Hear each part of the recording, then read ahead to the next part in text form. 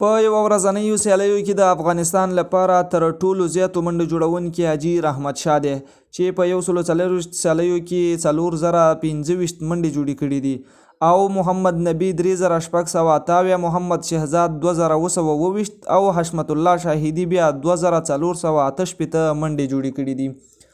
عظمت الله عمرزی د شلوریزه لوبو د الراونډرانو په تازه درجه بندۍ کې لسم مقام خپل کړی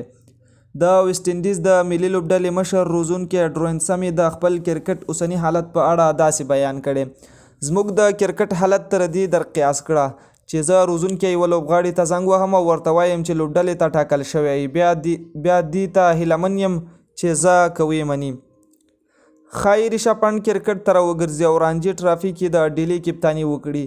ریشب پنډ چې د انګلند په وړاندې د هند د 13 ټیسټ سیریز په مهال ټپي شوی او دا ډیر وخت د مسلکي کرکټ لري اوس پر رغېدو دی ښایي د همدې اکتوبر میاشتې په وروستیو کې د هند کورنیو فرست کلاس لوبو کې ولوبي